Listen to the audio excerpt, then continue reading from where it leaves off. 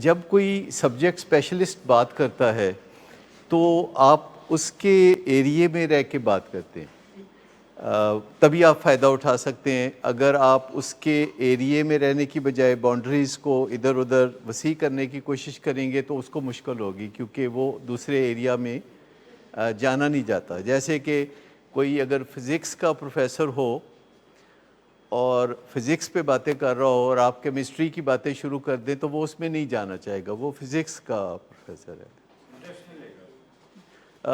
اس کے لیے مناسب نہیں ہوگا کہ وہ اس باؤنڈری میں سے نکل کے کیمسٹری کی باؤنڈری میں جائے۔ That's not his field. اسی طرح اگر آپ کوئی بھی کتاب پڑھیں گے دنیا میں، بایولوجی کی کتاب، کیمسٹری کی کتاب، میتھ کی کتاب، آئی ٹی کی کتاب پڑھیں گے تو اس میں بہت ساری باتیں آپ کو کبھی بھی نہیں ملیں گی۔ مثال کے طور پر پیتھولوجی کی کتاب میں یا میڈیسن یا سرجری کی کتاب میں یا سائیکالوجی کی کتاب میں یا نیورولوجی کی کتاب میں آپ کو مذہبی باتیں نہیں ملیں گی۔ اسی طرح مذہبی کتابوں میں آپ کو فزکس کی اور سائیکالوجی کی اور پیتھولوجی کی باتیں نہیں ملیں گی، پر ہر جگہ ہر چیز امپورٹنٹ ہے اور ہر چیز کا فائدہ ہے، تبھی کوئی چیز ایگزسٹ کرتی ہے کہ اگر اس کا کوئی فائدہ ہوتا ہے۔ جیسے سائنس کا فائدہ ہے کہ اس سے آپ سمارٹ فون بناتے ہیں، ہوائی جہاز بناتے ہیں، تو آپ اس کو بھی استعمال کرتے ہیں، سائنس کو بھی قدر کی نگاہ سے دیکھتے ہیں۔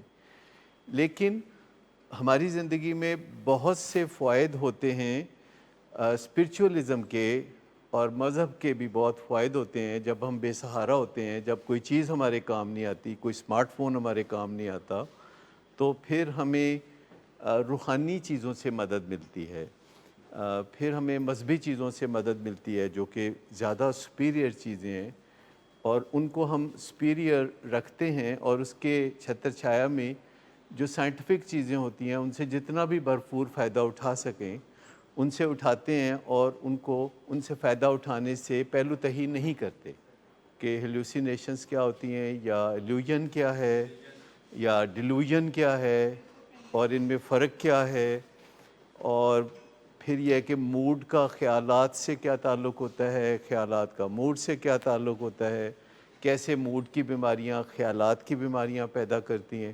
اور ہم اکثر آج کل خود کلامی کی بھی بات کرتے ہیں، یعنی سیلف ٹاک کی بات بھی کرتے ہیں۔ سیلف ٹاک بہت امپورٹنٹ ہوتی ہے۔ ہم اپنے ذہن میں جو بات کرتے ہیں، اگر کوئی منفی بات کرتے ہیں تو بات چل نکلتی ہے اس سے آگے سے آگے سے آگے۔ مثال کے طور پر اگر آپ کوئی منفی بات کرتے ہیں کہ اپنے بارے میں آپ کہتے ہیں کہ جی آپ کو نام یاد نہیں رہتے یا آپ کو کچھ یاد نہیں رہتا، تو بات یہاں ختم نہیں ہوتی۔ آپ کا دماغ فوری طور پر اس سے ملتے جلتے اور بھی خیالات آپ کے دماغ میں سرچ کرتے ہیں اور آپ کا دماغ ان کو بھی اوپر لے آتا ہے اور کہتے ہیں کہ نہ صرف آپ کو نام یاد نہیں رہتے، آپ کو واقعات یاد بھی نہیں رہتے، اور ساتھ آپ بہت ڈم ہیں اور آپ ناکام انسان ہیں اور لوگ آپ کو پسند بھی نہیں کرتے کیونکہ آپ تو لوگوں کے نام ہی یاد نہیں رکھتے۔ تو بات چل نکلتی ہے آگے سے آگے سے آگے، اور آپ کا برین یہ نئی ٹاک بھی ریکارڈ کر رہا ہوتا ہے۔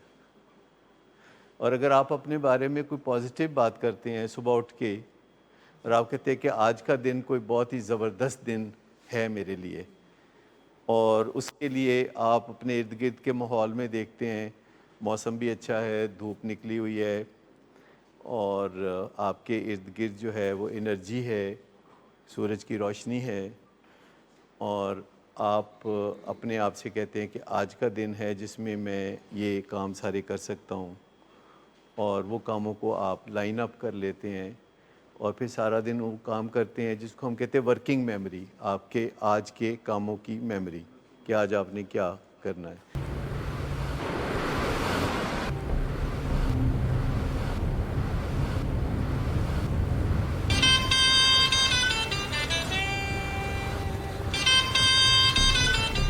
اچھا، تو ابھی تک تمہارا اس چیپ لڑکی کے ساتھ چکر چل رہا ہے؟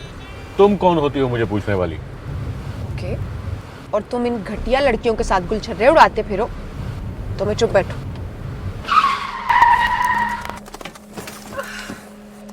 Get out.